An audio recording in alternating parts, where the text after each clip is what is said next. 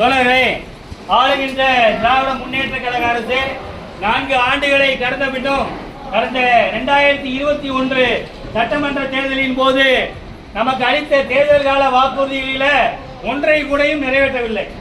முதல்வர் பல இடங்களில் சொல்றாரு, சொன்னதை செய்வோம், சொல்லாதையும் செய்வோம். ஆனா நம்மளை பொறுத்தவரையும் சொல்லாதையும் செஞ்சிருக்காரு. என்ன, கலைஞரால் வழங்கப்பட்ட கடன் விடுப்பு சலுகையை கூட இவர்கள் ஆட்சிக்கு வந்த பிறகு கடந்த 4 ஆண்டுகளாக வழங்காமல் நம்மை வஞ்சித்து காலவரையின்றி முடக்கி வைத்துள்ளார்கள். காலவரையின்றி முடக்கி வைத்தது என்பது இனிமேல் உங்களுக்கு இல்லை என்பதை போலதான் அர்த்தம். நாமும் தொடர்ச்சியாக அதை வழங்க வேண்டும் என்று கோரிக்கை விடுத்து வருகிறோம்.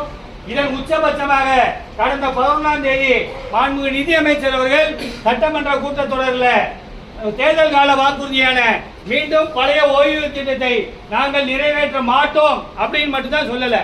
அதை தவிர தேர்தல் கால வாக்குறுதியான மீண்டும் பழைய ஓய்வு திட்டத்தை நிறைவேற்றாமல் இருப்பதற்கான அனைத்து சாத்திய கூறுகளையும் அதை சொன்னாங்க.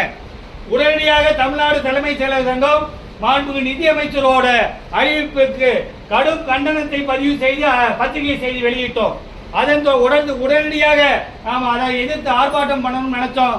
ஆனால் தொடர்ச்சியாக பொங்கல் விடுமுறை வந்ததனால இன்றைய தினத்தை தேர்வு செய்திருக்கிறோம்.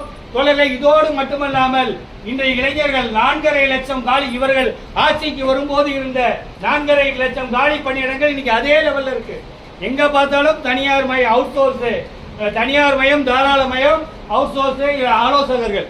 அந்த அடிப்படையில் நம்முடைய கோரிக்கைகளை வாழ்வாதார கோரிக்கையான மீண்டும் பழைய ஓய்வு திட்டத்தை நிறைவேற்ற வேண்டும், முடக்கி வைக்கப்பட்டுள்ள சரண் விடுவிப்பை விடுவிக்க வேண்டும், காலி பணியிடங்களை உடனடியாக நிரப்பிட வேண்டும் உள்ள கோரிக்கைகளை வலியுறுத்தி இன்று நடைபெறக்கூடிய கோரிக்கை முழக்க கவன ஈர்ப்பு கூட்டத்தில் அனைவரும் தவறாது கலந்து கொள்ளுமாறு அன்போடு கேட்டுக்கொள்கிறோம்.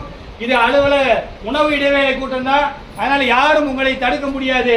நமது வாழ்வாதார கோரிக்கையை மீட்டெடுப்பதற்காக நமக்காக ஒரு அரை மணி நேரம் சங்கத்தோடு துணை நிற்குமாறு அன்போடு கேட்டுக்கொள்கிறோம்.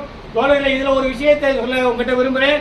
2017 அன்றைய ஆட்சியாளர்கள் ஊதிய மாற்றத்தை 7வது பே கமிஷனை அமல்படுத்த காலம் கடத்திய போது நாம் அனைவரும் ஒன்றுபட்ட சக்தியாக களத்தில் இறங்கி போராடினோம். நீதிமன்றம் வரை செய்து அந்த ஆட்சியாளர்களை நிர்பந்திக்க வைத்து ஊதிய மாற்றத்தை பெற்றோம் என்பதுதான் வரலாறு. நாம் அனைவரும் ஒன்றுபட்ட சக்தியாக இருந்தால் ஆளுகின்ற ஆட்சியாளர்கள் நம்மை வஞ்சிக்க முடியாது என்ற அடிப்படையில் நாம் அனைவரும் ஒன்றுபட்டு நிற்கிறோம். இனிமேலும் நீங்கள் எங்களை ஏமாற்ற முடியாது, வஞ்சிக்க முடியாது என்பதை உணர்த்தும் முகமாக இன்று நடைபெறக்கூடிய கவன ஈர்ப்பு கோரிக்கை முழக்க கூட்டத்தில் அனைவரும் தவறாது கலந்து கொள்ளுமாறு உங்களை சங்கத்தின் சார்பாக அன்போடு கேட்டுக்கொள்கிறோம். நன்றி.